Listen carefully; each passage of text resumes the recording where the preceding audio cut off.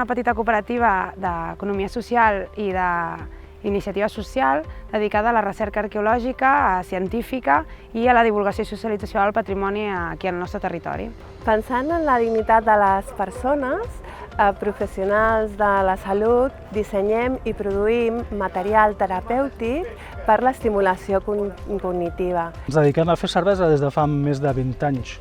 Cervesa ecològica, autòctona i sense gluten. El nostre objectiu, la nostra idea és realment que el patrimoni i l'arqueologia acabi sent un bé comú entre tots, de fugir de l'academicisme i de la recerca per la recerca, sinó que la recerca ha de tindre sempre una funció i un ús social. A Saurines ens dediquem a la creació transversal a l'àmbit de l'audiovisual i la producció cultural. Som un col·lectiu de 3 dones, fotògrafes, que ens dediquem a dissenyar i implementar projectes d'intervenció social a partir de la fotografia. Volem contribuir a minimitzar l'impacte social, econòmic i sobretot emocional que acompanya aquestes situacions de dependència. Volem mostrar la dimensió emocional, social i cultural del territori. Nosaltres el que afegim és una perspectiva crítica envers de la cultura visual. Els pagesos forners som la simbiosi entre un pagès cerealista ecològic i un forner orgànic format a França.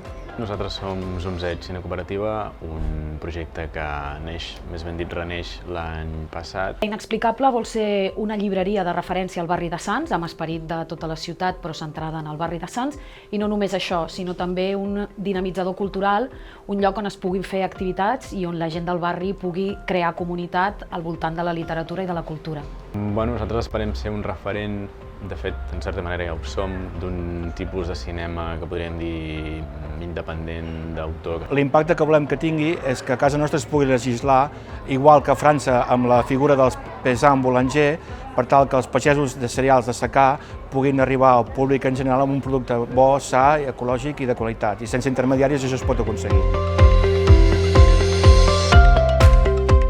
Volem crear comunitat, volem formar part de la xarxa del barri. Fer que la gent no sigui només una persona que entra i surt de la sala, sinó que es creï com una comunitat.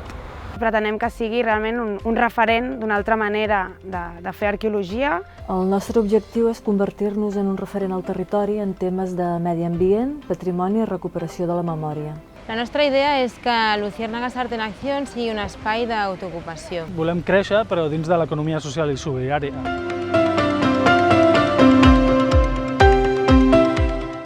Ens interessa el model cooperatiu perquè és transformador.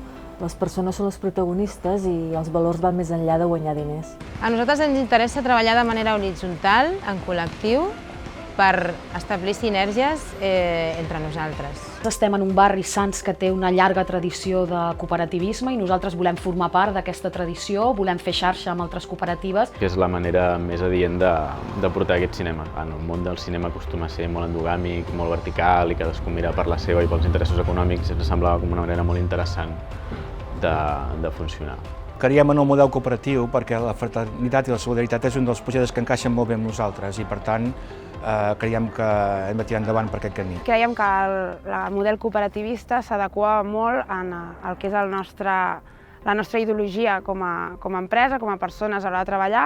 Som un equip que creiem en la transformació social i del nostre entorn. I no solament creiem, sinó que pensem que hem de participar activament d'això.